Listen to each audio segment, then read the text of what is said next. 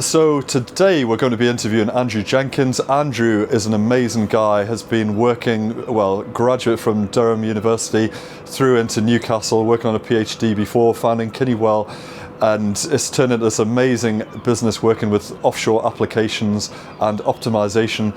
Interestingly, it's relevant for a whole number of different sectors, and there's probably many people that are going to watch this video that need to chat to Andrew about how his technology and mathematics can optimize and make your company a lot of money, but it requires some different type of thinking, many of whom probably won't be embracing currently. But get in touch with Andrew, he's an amazing guy.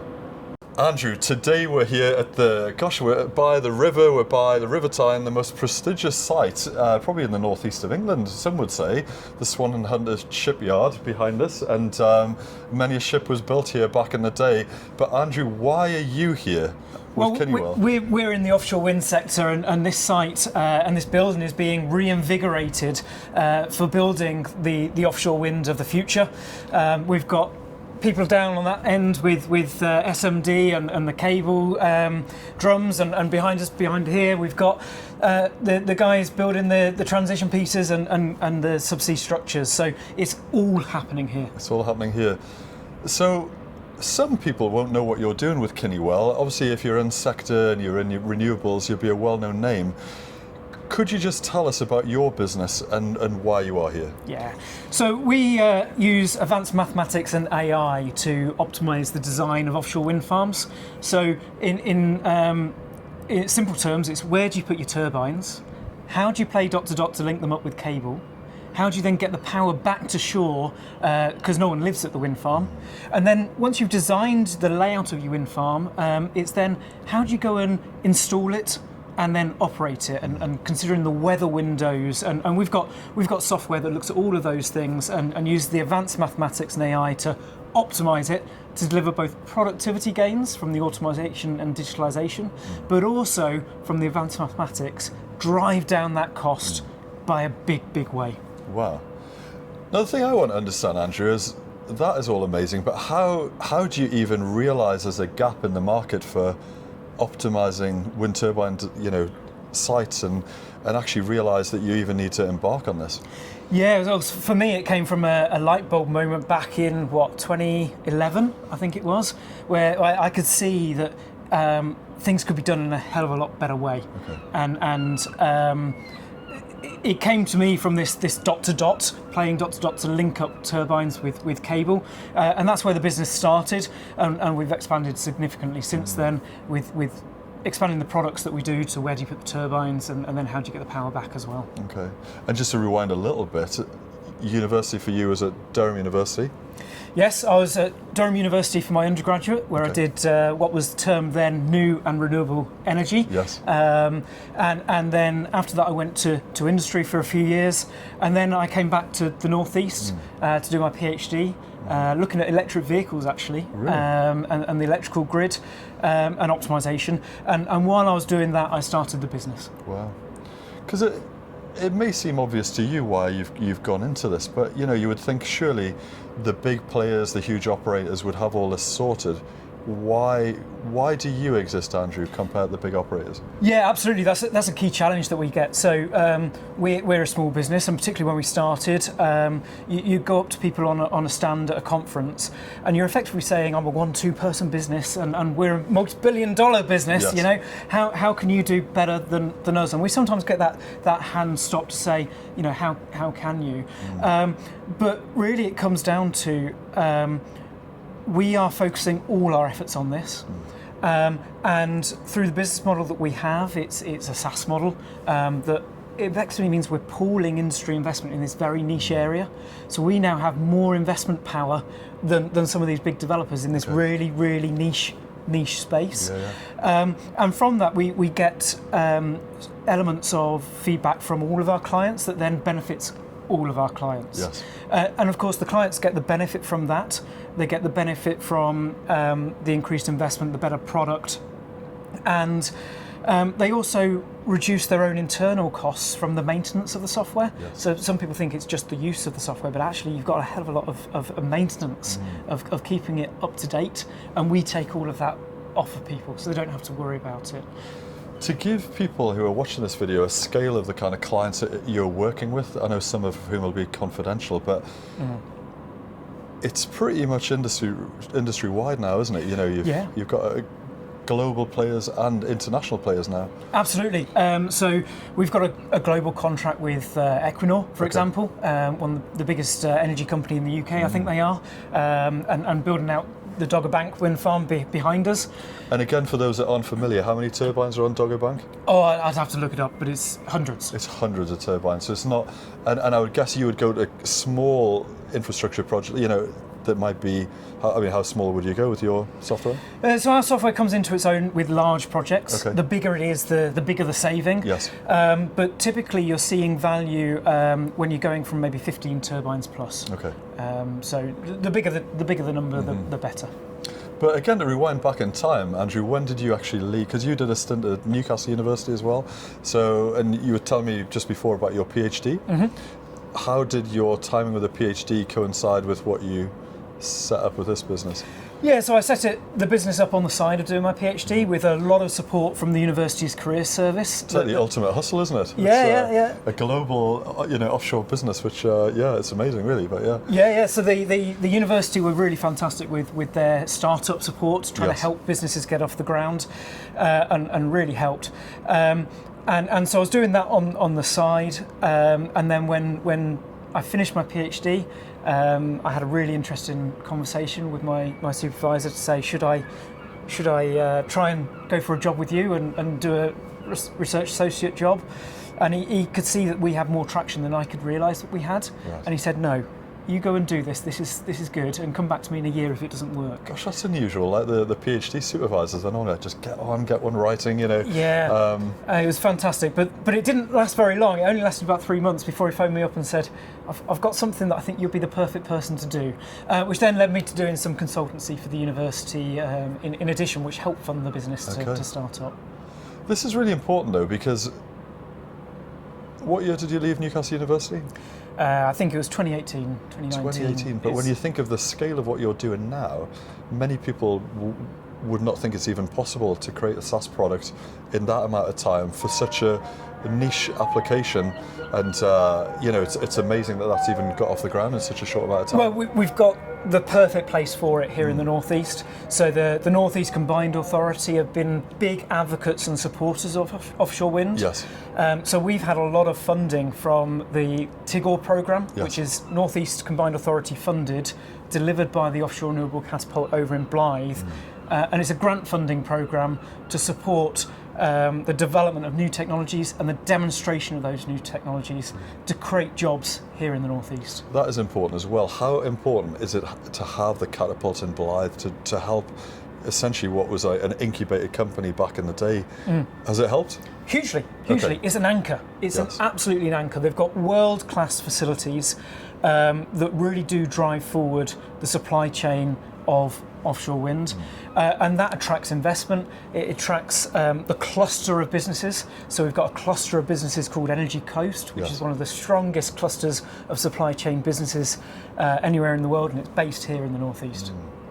And what is happening now with Kinewell? So you've obviously had a foundational team, you've been leading the charge, getting that off the ground. What's it like growing headcount, expanding? Where are you operating and how's it all going?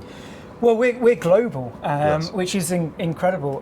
So it was only 2 months ago I was over in Japan, representing UK on the biggest stage in the world at the World Expo in Osaka, which is effectively all countries coming together for an exhibition to promote what they want to show to the world. Wow. And we had our EduClock tool. It's an educational version of our dot-to-dot optimization of cable layouts. And we were playing that game with members of the Japanese public that were coming. We had 3,500 people that came and played this game over 4 days, including the Duke and Duchess of Edinburgh that came across as well on their official visit. So it was phenomenal. Was this the same trip that the Combined Authority went to from the Northeast, or? No, that was a couple of weeks later. Different trip. Okay. Different trip. And do you ever find yourself having those kind of pinch yourself moments of thinking, gosh, a few years ago I was deep in my PhD and now here I am off in the world of industry? I would say that running a business is a roller coaster. Yes. Of emotion, and there are high points, there's low points, and it's not for the faint-hearted. I mean, you'd know this, right? Yeah, I do know it's it certainly has its challenges, but if there weren't any challenges, you wouldn't enjoy it. Yeah, I find it funny that we are here today, where our business started off, yes, we were along the quayside, but you just think of other players that are in the energy sector and where they've gone and what they're doing, and I just think it's amazing. But you'll be, when you say you're global, that means you're not just UK here, you're already very active in America?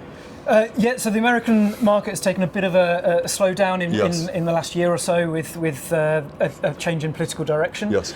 But certainly the rest of the world is still ploughing ahead, particularly in the Asia Pacific region. We still see a lot of activity, and particularly in Korea and Japan, we've got some very strong contracts over there, and those countries are really going for floating offshore wind, much the same as we are in the UK. Yes. So there's a lot of synergy there, which links to things that the Catapult doing, and we're running an innovation day in February to bring industry together to try and solve these challenges and see where problems exist that can be solved. Yeah. Because for offshore wind, the real big investment comes when all the problems are solved and you go out and build the wind farm. Right. So it's one of those things where unless we solve these problems, no one wins. For anyone to be successful, we need all of us to be successful. Yes. And that's a really nice dynamic of the renewables industry that I don't think you see in other industries. People want the whole industry to be successful. Okay. And if we had friends that were like you, Andrew, that are looking at your business and thinking, gosh, I'd be keen to get my renewables business, let's say from a early stage business, would you encourage more players to go and do what you've done? Absolutely. I mean, for us specifically, I think there's a lot of opportunities for digitalisation and automation. We see the AI boom happening right now. It comes from trying to increase productivity across the piece. And that's exactly what we're doing. So with the advanced mathematics, we're doing one of two things. Everything we do comes on this continuum of between using the advanced mathematics to reduce costs, which clearly is needed because the projects aren't going to progress without it being economical for their investors. But on the flip side, you also want to do it faster and more effectively, because if we to deliver on the government ambitions, we don't have enough people within the industry with the skill sets that we need. So we need to deliver those productivity gains because it is a climate emergency, and we do need to solve these issues. It's interesting what you said about America, and we've definitely seen that where there's been less investment into renewables and actually a shift back towards like your oil and gas sectors. But do you think any of that globally has kind of delayed the development or like, let's say, slowed innovation and slowed adoption?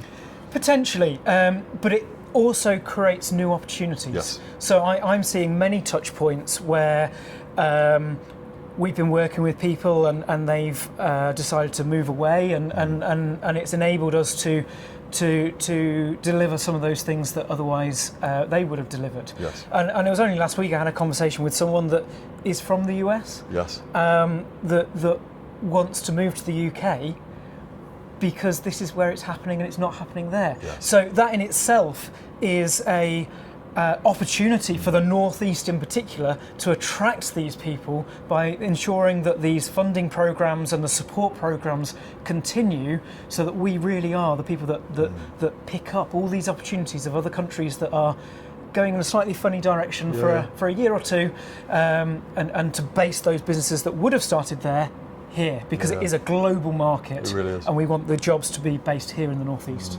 It's amazing how like global policy can just really shift a sector so quickly, though. But so tell me about the future for Kinewell. If I'm interviewing you here again in 5 years, what will we be talking about? Absolutely. Well, there's a lot going on. Some M&A going on in the background. Yes. Obviously, I can't say too much right now, but we've got some things going in that direction, which is really exciting, and I can't wait to announce it. fully. We've got new products in development. But also we see a lot of opportunity for optimization more generally. Yes. So optimization is using advanced mathematics to drive down cost, generally used for scheduling problems or resource efficiency type problems.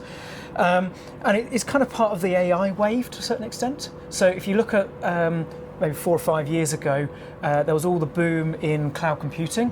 That was all getting data into the cloud. Yes. Now we're on this AI boom of machine learning, and it's on you're using that data that's in the cloud, using the compute technology.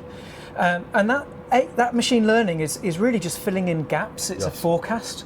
Well, you then need to do something with that forecast, and that's making a decision. And making a decision comes down to the optimization mathematics. So I see the type of maths that we're doing is the next stage of this AI revolution, and we can't wait to be part of it. Yeah, that was going to be my question on many of these interviews where we're chatting about AI and impact on business. You could say that surely the AI is going to have quite an impact on some of your mathematicians. However, you'll be saying that the interpretation of the data and the quality of the data is what you're going to have your guys deeply focused on. Is that Absolutely, true? Yeah. absolutely.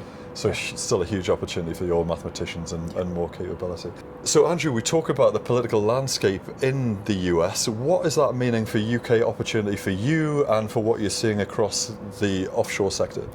So we are effectively designing offshore wind farms, and when you're doing that, you're comparing and contrasting, the capex elements, the upfront cost, versus the OPEX, the operational costs, the electrical losses in the cables where as power flows through it, heats up the seabed. And those two things, you play off each other in your design. And if you increase the cost of one of those, then it changes the balance points and you create a different design. So, for example, we've done case studies around the tariffs that have come out of the US, and if we increase the costs of cable by 25% and then allow redesign of the wind farm, the cost impact on the wind farm is only 21%, and we mitigate that cost. So the optimization maths that we can do can help mitigate some of these challenges.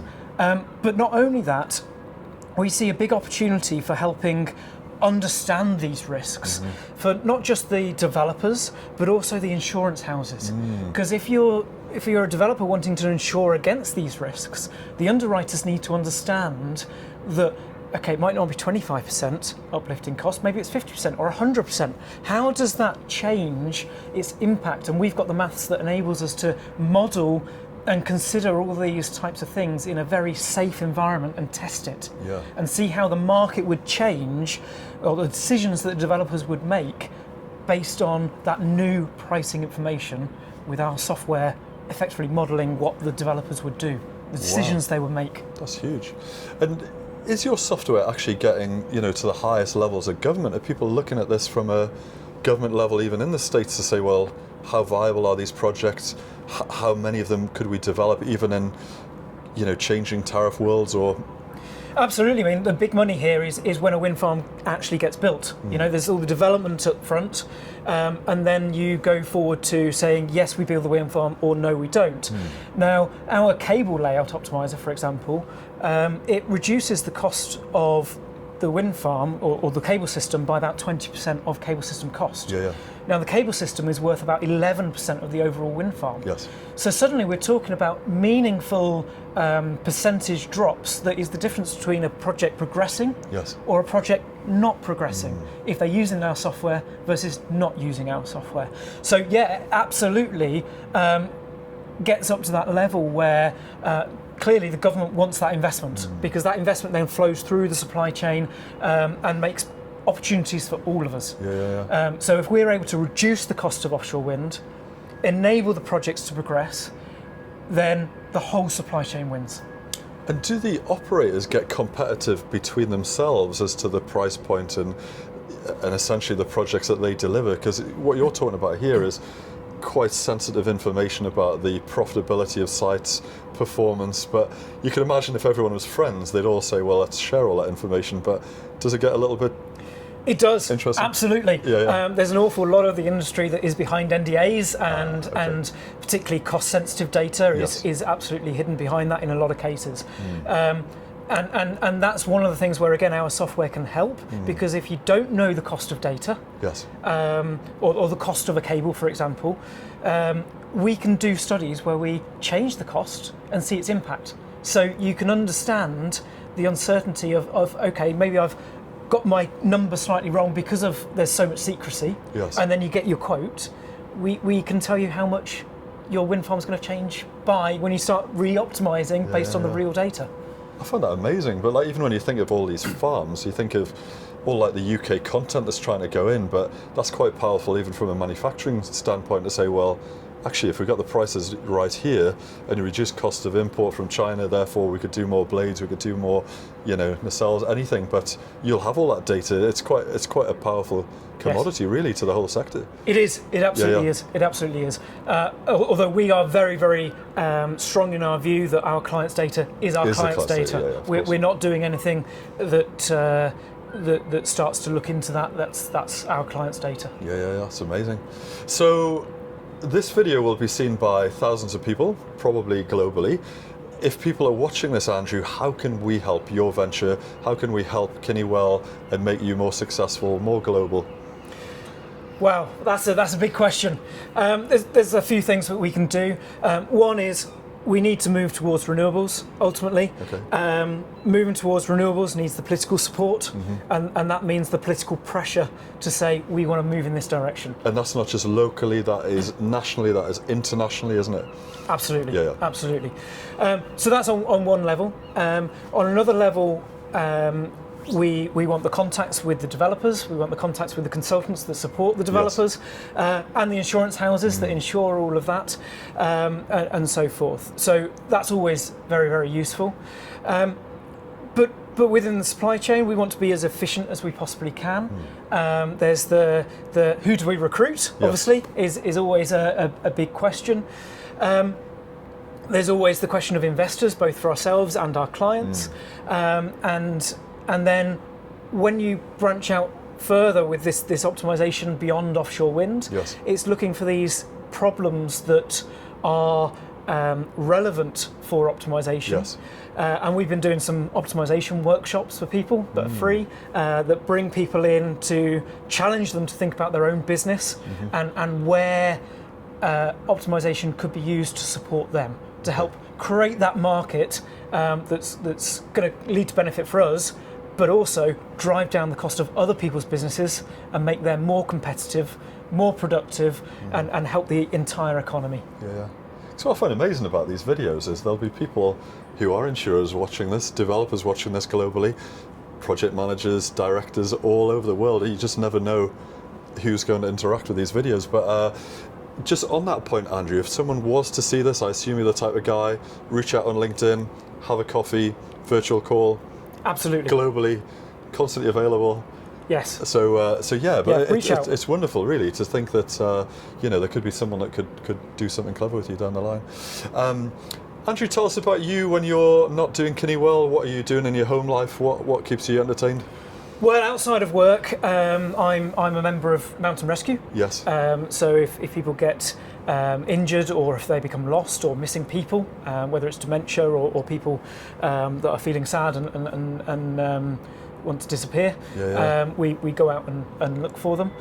It's one of the really great things about Kinewell, actually, is that we've got a very agile working. It allows us to work anywhere, anytime, and our staff make good use of it, whether that be childcare or visiting family that live abroad, and for myself, enabling me to go out when requested by the emergency services. And Mountain Rescue for you, is that in the northeast of England or further afield? Yes, it's in the northeast, so I'm with the Northumberland National Park Mountain Rescue Team, which is based across the whole of the Northumbria police area. So it extends all the way down to kind of Sunderland, up to the border and across to Alston. So it's a very, very big area, and helping people in need. I can't help but think there'll be people watching this part of the video that will want to chat to you about that. Because even myself, I get into lovely Simonside Hills and love walking around there. I need to go to Cheviot more, but it's the gosh, the scenery is absolutely gorgeous when you get inland. I love the coast, but it's beautiful getting into Northumberland. And again, for people that don't know about your company, that just want to reach out, Andrew, how would they get in touch with you and find out more about your company? Well, like you say, LinkedIn is always a good one. We've also got our webinars and events that we run. So I mentioned before the Innovation Day that we're running in Blyth in February. It's an in-person event, and we've got these optimization workshops that we're running online and in person every now and again.